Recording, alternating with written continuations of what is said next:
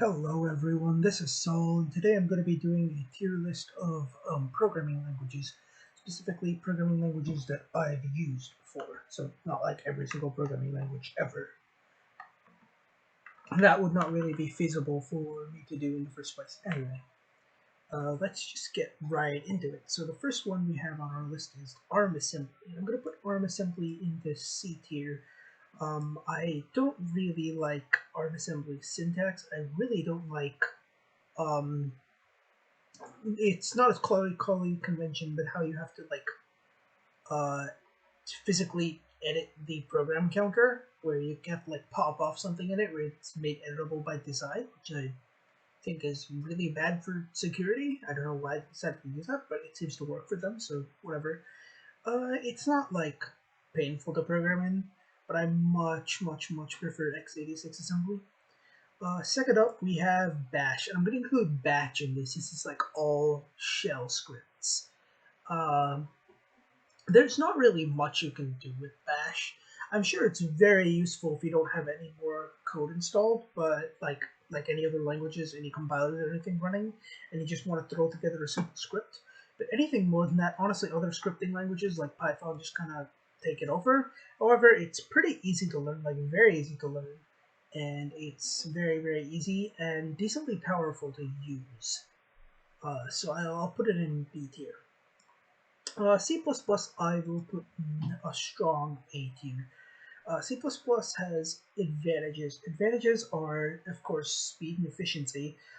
Things like smart pointers over C, where it's still fairly efficient. However, it's not quite as intensive on the programmer for stuff like memory management. And obviously, like object orientedness is quite useful. That being said, it does have the disadvantage of just bloat, of just random stuff being added over time, which makes it kind of difficult to get into and very difficult to read code other people have written, because they may use features of the language that are identical to features of the language that you use, but are like just something you've never heard of or encountered before. Next up, we have the cock-proof assistant. Yes, this is a real language. It's kind of hard to see. Um, Probably choosing the dark theme wasn't the best idea for something with a completely black logo, but whatever. Easy S tier. It's a very good language for what it sets out to do. What it sets out to do is be a mathematical proof assistant. It's very easy to use. It's very easy to use in theory. Obviously, actually proving theorems and stuff is very mathematically intensive. However, once you know the root of the proof you're going to take, it's very easy to implement that in Coq. It does have weird idiosyncrasies, but that's just stuff that's like by virtue of how certain baseline functions, like booleans or propositions or even natural numbers, are implemented. And if you don't like their implementation, you can literally just write your own implementation for it from the ground up and have it work perfectly. It is very good for what it sets out to do. It's like definitely one of the more fun programming languages. Plus, it's the only functional programming language on this list, which is fascinating. I don't use those very much. I mean, I've touched Haskell, but nothing else. Next up, we have C. C is definitely on the top of this list. Um, it should be fairly obvious why C is the best programming language in the world. It's just low level, fast, but it's also not assembly where you have to hard code everything, like literally everything. It's got very good libraries. It's got, obviously, like the main reason you want to use C is hands-on memory control. So you can be very efficient about the resources you use at pretty much every stage. I really see no downside ever to programming in C. I wish they had machine learning libraries for C, so I would never have to touch any other language ever in my life. C Sharp, C tier. Um, it's useful for game development, I guess. It's useful for a lot of .NET development. I don't do either. I don't care. C Sharp can go in C tier. Java. I'll put it below Bash. Like, I've used it a lot, but I pretty much only use it for coursework. Um, it's quite useful when you're trying to design like a UI for something and you have zero artistic talent, or no prior UI experience of any kind of sort, because it just kind of lets you do whatever you want fairly easily, and then ends up working. So you have something that like works, and if that's your goal, to have a UI that just kind of works, it's good. Other than that, like really, there's nothing that Java does that some other language doesn't do better.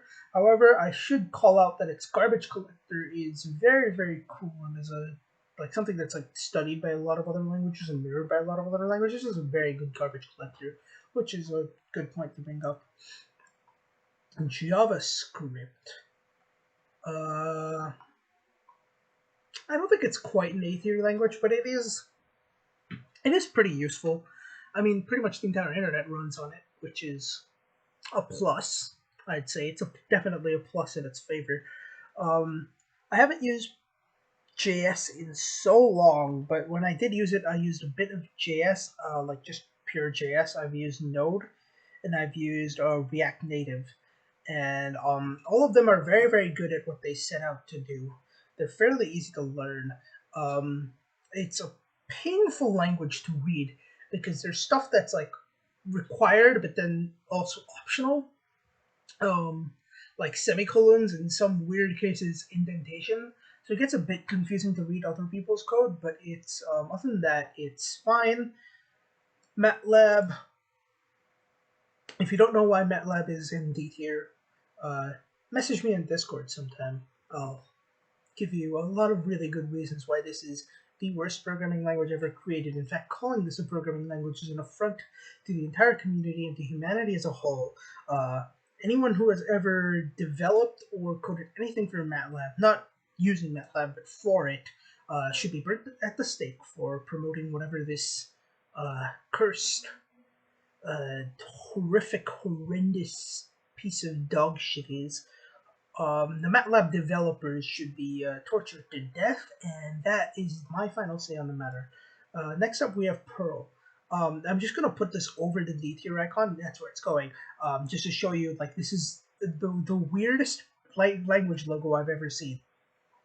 It's called the Programming Republic of Perl. I don't know. I'm not even sure if this is the real logo or not. This is just I picked it off Wikipedia. But it's got a camel, palm trees. Okay. Anyways, it's not MATLAB. Not quite as bad as MATLAB. But it's still pretty bad. Where did Perl go? What? Where did this go? There it is. Yeah. All right. You can see why maybe dark mode wasn't really the best idea here. Anyways, in fact, I can probably just switch out of that. Yeah, alright. No.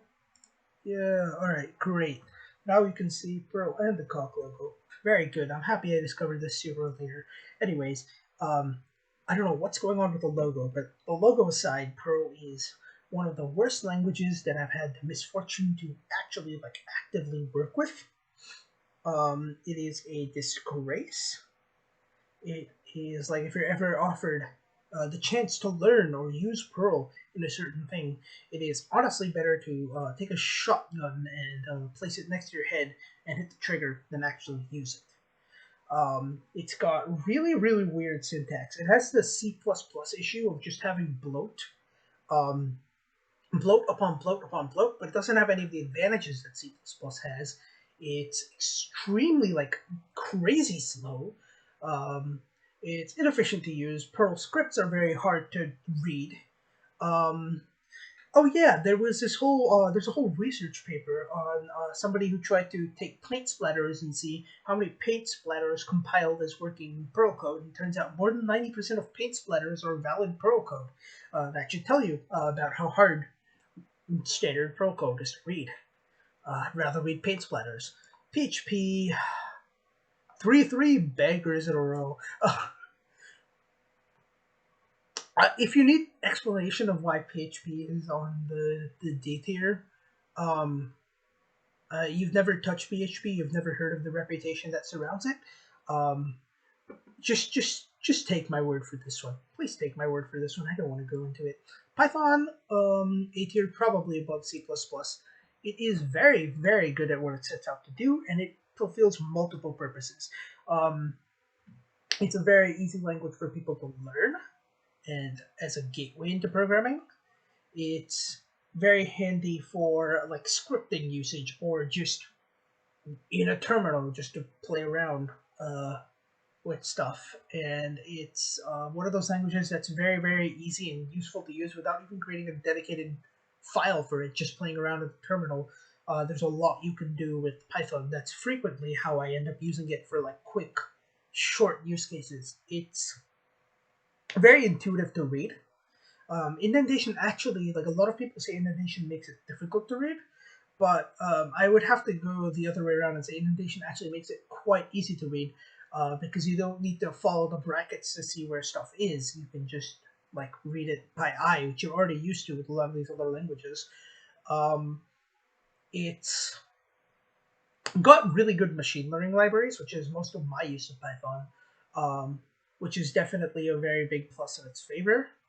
It's just a good language. I would not say it's S tier, and the reason I wouldn't say it's S tier is because it's like horrendously slow. Like it's unacceptable how inefficient the language is. But this wouldn't put it like anywhere below like B or C or D tier, because like okay, it's pretty inefficient, but a lot of the libraries are just written in C, so it ends up not being the worst thing in the world.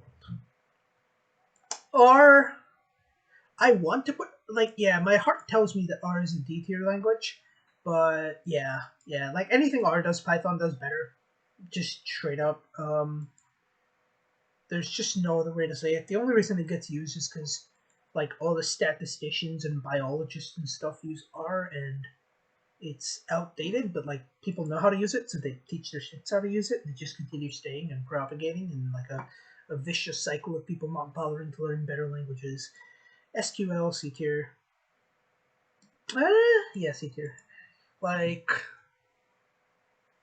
it's just bad. It's just like poorly framed syntax is what I'll say for it. It's also got really weird issues with stuff like injection, which I fail to understand how you can write a language like SQL, how you can write a compiler for that and have like tables of data that it can process be unsafe for the compiler. I don't understand how you can make a decision to do something like that. X86 Assembly, I'll put it A tier above C++. X86 is the good assembly, unlike ARM is a bad assembly. X86, I mean, in general, both basically do the same thing. I mean, these run on ARM processors, these run on X86 processors. There's no real big difference in terms of what they do and how effective they are. And I mean, any difference that there is difference of the hardware and difference of the specific hardware architecture involved, and not the language, not the assembly specification. That being said, x86 assembly is just better. It's got much better syntax, especially the AT&T syntax. I will probably get murdered by several people who are going to come to my house tomorrow at about 5:30 p.m. Locate me and stab me to death violently for saying AT&T syntax is valid. However, I will up you and say AT&T syntax is the only acceptable way to code assembly, and that all of this x86 assembly syntaxes should just be simply discarded and not used. Yeah, alright, well, that's all for today. I hope you enjoy my programming languages tier list, and I will be happy to see you in a future video. Please like and subscribe if you have any inclination to subscribe. Hit the subscribe button. If you horribly dislike this video and think I have the worst takes on programming ever in human history, give the video a like. I'll make another one. Thank you very much, and goodbye.